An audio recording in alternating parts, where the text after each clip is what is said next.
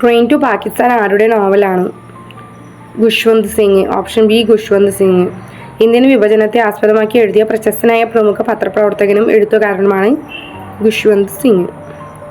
1947 ഭാരത വിഭജനത്തിന്റെ പശ്ചാത്തലത്തിൽ ഖുഷ്വന്ത് സിംഗ് രചിച്ച പ്രശസ്തമായ നോവലാണ് train to Pakistan. Question number 2. ഇന്ത്യയിലെ ആദ്യ പൗരത്വ നിയമം നിലവിൽ വന്നത് ഏത് വർഷമാണ്? 1955. 1955 സ്വതന്ത്ര ഇന്ത്യയിൽ ആദ്യമായി സിറ്റിസൺഷിപ്പ് ആക്ട് നിലവിൽ വന്നത്. ഇന്ത്യൻ ഇലക്ഷൻ കമ്മീഷൻ നിലവിൽ വന്നത് 1950 ജനുവരി 25. ഈ ദിവസം ഇന്ത്യയിൽ ദേശീയ വോട്ടർ ഡേ ആയിട്ട് ആചരിച്ചു വരുന്നുണ്ട്. 1950 ജനുവരി 25 ഇലക്ഷൻ കമ്മീഷൻ നിലവിൽ വന്നത് ഈ ദിവസമായ ദേശീയ വോട്ടർ ദിനമായി ആചരിക്കുന്നു. ഇന്ത്യയിലെ ആദ്യ ആഭ്യന്തര അടിയന്തരാവസ്ഥ പ്രഖ്യാപിക്കപ്പെട്ടത് 1975 ജൂൺ 25. പ്രധാനമന്ത്രി ഇന്ദിരാഗാന്ധിയുടെ ശുപാർശ പ്രകാരം രാഷ്ട്രപതി ഫഖ്രുദ്ദീൻ അലി അഹമ്മദ് ആഭ്യന്തര അടിയന്തരാവസ്ഥ പ്രഖ്യാപിച്ചത് 1975 ജൂൺ 25 ക്വസ്റ്റ്യൻ നമ്പർ 5. ജയപ്രകാശ് നാരായണന്റെ നേതൃത്വത്തിൽ ഇന്ദിരാഗാന്ധി സർക്കാരിനെതിരെ പ്രക്ഷോഭം നടന്നത് ഏത് സംസ്ഥാനത്താണ്? ബീഹാർ. 1974 വിദ്യാർത്ഥി പ്രക്ഷോഭങ്ങൾക്ക് പിന്തുണ നൽകിക്കൊണ്ട് ബീഹാറിലാണ് ജയപ്രകാശ് നാരായണൻ സമ്പൂർണ്ണ വിപ്ലവത്തിന് ആഹ്വാനം ചെയ്തത്. ഇന്ദിരാഗാന്ധിയുടെ തിരഞ്ഞെടുപ്പ് റദ്ദ് ചെയ്ത കോടതി ഏതാണ്? അലഹബാദ് ഹൈക്കോടതി. 1975 ജൂൺ 12 അലഹബാദ് ഹൈക്കോടതി ജഡ്ജി ജസ്റ്റിസ് ജഗ്മോഹൻ ലാൽ സിൻഹയാണ് ഇന്ദിരാഗാന്ധിയുടെ റായ്ബറേലിയിലെ തിരഞ്ഞെടുപ്പ് വിജയം റദ്ദാക്കിയത്. ദേശീയ അടിയന്തരാവസ്ഥ പ്രഖ്യാപിക്കാൻ ഉപയോഗിക്കുന്ന ഭരണഘടനാ അനുച്ഛേദമാണ് ആർട്ടിക്കിൾ 352. യുദ്ധം, ബാഹ്യാക്രമണം, സായുധ കലാപം എന്നിവയുടെ അടിസ്ഥാനത്തിൽ ദേശീയ അടിയന്തരാവസ്ഥ പ്രഖ്യാപിക്കുന്നത് അനുച്ഛേദം 352 പ്രകാരമാണ്. അടിയന്തരാവസ്ഥയ്ക്ക് ശേഷം തിരഞ്ഞെടുക്കപ്പെട്ട ആദ്യത്തെ ഗവൺമെന്റിന്റെ പ്രധാനമന്ത്രി മൊറാർജി ദേശായി. 1977 പൊതു തെരഞ്ഞെടുപ്പിൽ കോൺഗ്രസ് പരാജയപ്പെടുത്തി അധികാരത്തിൽ വന്ന ജനതാ പാർട്ടി സർക്കാരിന്റെ പ്രധാനമന്ത്രി മൊറാർജി ദേശായി ആയിരുന്നു. ആഭ്യന്തര അടിയന്തരാവസ്ഥ പ്രഖ്യാപിക്കാനുള്ള കാരണങ്ങളിൽ ഉൾപ്പെടാത്തത് സായുധ കലാപം, ബാഹ്യാക്രമണം, ആഭ്യന്തര സംഘർഷം, യുദ്ധം. മറ്റൊരു രാജ്യവുമായി ഉണ്ടാകുന്ന സൈനിക ഏറ്റുമുട്ടൽ കാരണം പ്രഖ്യാപിക്കുന്ന ബാഹ്യ അടിയന്തരാവസ്ഥയാണ്. യുദ്ധവും ബാഹ്യാക്രമണവും ബാഹ്യ അടിയന്തരാവസ്ഥ എക്സ്റ്റേണൽ എമർജൻസി പ്രഖ്യാപിക്കാനുള്ള കാരണങ്ങളാണ്. പിന്നോക്ക വിഭാഗങ്ങളുടെ സാമൂഹിക അവസ്ഥയ്ക്കുള്ള കാരണങ്ങളെക്കുറിച്ച് പഠിക്കാൻ 1953 നിയമിച്ച കമ്മിറ്റി അധ്യക്ഷനാണ് കാക്ക കലേർക്കർ. 1953 നിലവിൽ വന്ന ഒന്നാം പിന്നോക്ക വിഭാഗ commission first backward classes commission അധ്യക്ഷ കാക്ക കലേർക്കർ ആയിരുന്നു. രണ്ടാം പിന്നോക്ക വിഭാഗ കമ്മീഷൻ നിലവിൽ വന്ന വർഷം 1979 ജനുവരി 1 BP മണ്ഡൽ അധ്യക്ഷനായി രണ്ടാം പിന്നോക്ക വിഭാഗ കമ്മീഷൻ മണ്ഡൽ കമ്മീഷൻ നിലവിൽ വന്നത്. ദളിത് പ്രാന്തീയ പ്രസ്ഥാനം ആരംഭിച്ച സംസ്ഥാനമാണ് ഗുജറാത്ത്, കേരളം, കർണാടക, മഹാരാഷ്ട്ര. 1972 നാമദേവ് ദസാൽ, അർജുൻ ധാംസ്ലെ തുടങ്ങിയവരുടെ നേതൃത്വത്തിൽ മഹാരാഷ്ട്രയിലാണ് ദളിത് പ്രാന്തീയ രൂപീകൃതമായത്. Question number 13. ബഹുജൻ സമാജവാദി പാർട്ടിയുടെ സ്ഥാപക നേതാവ് ആരാണ്? മായാവതി, ജ്യോതിറാവ് ഫൂലെ ഇവരാരുമല്ല കാൻശ്രീറാം. 1984 ഏപ്രിൽ 14 BSP എന്ന രാഷ്ട്രീയ പാർട്ടി സ്ഥാപിച്ചത് കാൻശ്രീറാം ആണ്. Question number 14. ചാരയ വിരുദ്ധ സമരം നടന്ന ആന്ധ്രാപ്രദേശിലെ ജില്ലയാണ് നെല്ലൂർ.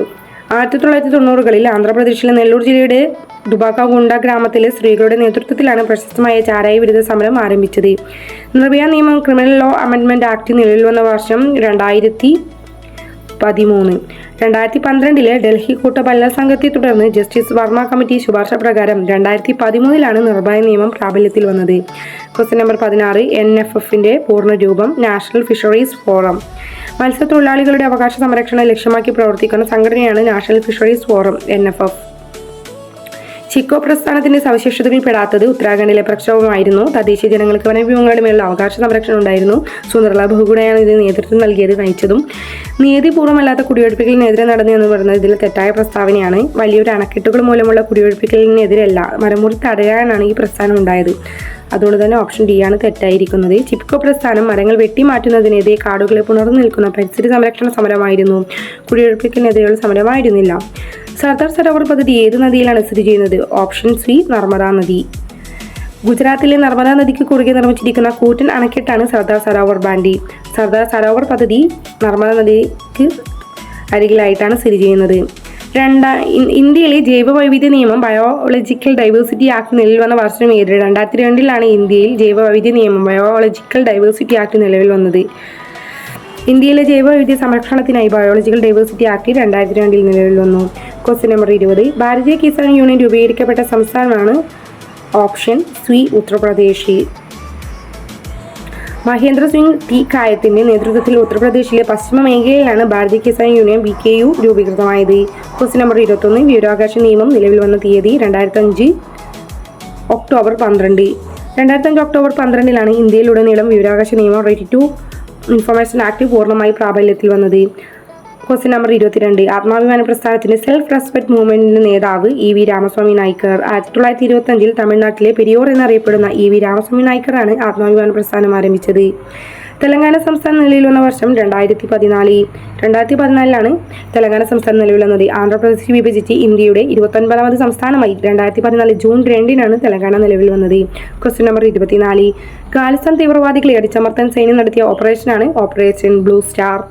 1984 ജൂണിൽ അമൃത്സറിലെ സുവർണ ക്ഷേത്രത്തിൽ ഒളിച്ച സിഖ് തീവ്രവാദികളെ പുറത്താക്കാൻ ഇന്ത്യൻ സൈന്യം നടത്തിയ നടപടിയാണ് operation blue star. Question number 25. Punjab കരാർ ഒപ്പുവെച്ച പഞ്ചാബ് നേതാവ് ആരാണ്? ജർണീൽ സിംഗ്, ദിബേന്ദ്രലാൽ, പ്രകാശ് സിംഗ് ബാദൽ, ഗുരുചന്ദ് സിംഗ് തോഹെ, ഹർചിന്ദ് സിംഗ് ലോഗോവാൾ. ഓപ്ഷൻ ഡി ആണ് ആൻസർ വരുന്നത്. 1985 പ്രധാനമന്ത്രി രാജീവ് ഗാന്ധിയും അലിഗഡൽ നേതാവ് ഹർചന്ദ് സിംഗ് ലോഗോവാളയും തമ്മിലാണ് രാജീവ് ലോഗോവാൾ കരാർ, പഞ്ചാബ് കരാർ ഒപ്പുവെച്ചത്. Question number 26. Mizo national front പ്രസ്ഥാനത്തിന്റെ നേതാവ് ആരായിരുന്നു? ലാൽ ഡെങ്ക, അങ്കാമി സാപ്പുഫിസോ, കാസി ലസുഫിയോസ്, റാണി ഗൈഡ്ലിയു. ഓപ്ഷൻ എ ആണ് ലാൽ ഡെങ്കയാണ് മിസോ നാഷണൽ ഫ്രണ്ട് പ്രസ്ഥാനത്തിന്റെ നേതാവായിരുന്നത്. മിസോ നാഷണൽ ഫ്രണ്ട് പ്രസ്ഥാനം MNF സ്ഥാപിച്ചത് മിസോറാമിന്റെ സ്വയംഭരണ പ്രക്ഷോഭത്തിന് നേതൃത്വം നൽകിയ പ്രമുഖ നേതാവായ ലാൽ ഡെങ്കയാണ്. Question number 27. നാഗാ സമാധാന കരാർ ഒപ്പുവെച്ച വർഷം ഏതാണ്? 2015 നാഗാ സമാധാന കരാർ ഒപ്പുവെച്ചത്. 2015 ഓഗസ്റ്റ് 3 കേന്ദ്ര സർക്കാരും NSCN-IM നേതാക്കളുമായും തമ്മിൽ ചരിത്രപ്രസിദ്ധമായ നാഗാ ഫ്രെയിം വർക്ക് അഗ്രിമെന്റ് ഒപ്പുവെച്ചത്. Question number 28. കേന്ദ്ര സംസ്ഥാന ബന്ധങ്ങളെക്കുറിച്ച് പഠിക്കാൻ നിലവിൽ വന്ന കമ്മീഷനാണ് സർക്കാരിയ കമ്മീഷൻ. 1983 കേന്ദ്രവും സംസ്ഥാനങ്ങളും തമ്മിൽ ഭരണഘടനാപരമായ ബന്ധങ്ങളെക്കുറിച്ച് പഠിക്കാൻ ജസ്റ്റിസ് RS സർക്കാരിയ അധ്യക്ഷനെ നിയമിച്ച സമിതിയാണ് സർക്കാരിയ കമ്മീഷൻ. Question number 29. ഗവർണറുടെ വിവേചനാധികാരത്തിൽ അതായത് ഡിസ്ക്രിമിനേറ്ററി പവേഴ്സിൽ ഉൾപ്പെടാത്തത് ഏതാണ്? ഡിസ്ക്രിമിനേറ്ററി പവേഴ്സിൽ ഉൾപ്പെടാത്തത് ഗവർണറുടെ ഓർഡിനൻസ് പുറപ്പെടുവിക്കുക എന്നുള്ളത് ഗവൺമെന്റിന്റെ ഡിസ്ക്രിപ്ഷണറി ഇതിൽ പെടുന്നില്ല. സംസ്ഥാനങ്ങളും മന്ത്രിസഭയുടെ ശുപാർശയോടും ഉപദേശത്തോടും കൂടെ മാത്രം ഗവർണർ വിജ്ഞാപനം ചെയ്യുന്ന നാമനിർദ്ദേശ അധികാരമാണ് വിവേചനാധികാരം. ഓർഡിനൻസുകൾ പുറപ്പെടുവിക്കുക. നിയമസഭ ചേരാത്ത ഘട്ടങ്ങളിൽ ഓർഡിനൻസ് പുറപ്പെടുവിക്കുന്നത് മുഖ്യമന്ത്രിയുടെയും മന്ത്രിസഭയുടെയും നിർബന്ധിത ഉപദേശപ്രകാരമാണ്. ഇത് ഗവർണറുടെ സ്വതന്ത്ര വിവേചനാധികാരമല്ല.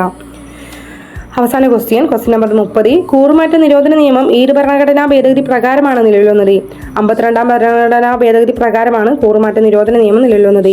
1985 10ാം ഷെഡ്യൂളിൽ കൂട്ടിച്ചേർത്ത ഭരണഘടനാ ഭേദഗതിയാണ് കൂറുമാറ്റ നിരോധന നിയമം. Option D. 1985 രാജീവ് ഗാന്ധി സർക്കാരിന് 52ാമത് ഭരണഘടനാ ഭേദഗതിയിലൂടെ 10ാം ഷെഡ്യൂൾ കൂട്ടിച്ചേർത്ത് കൂറുമാറ്റ നിരോധന നിയമം കൊണ്ടുവന്നത്.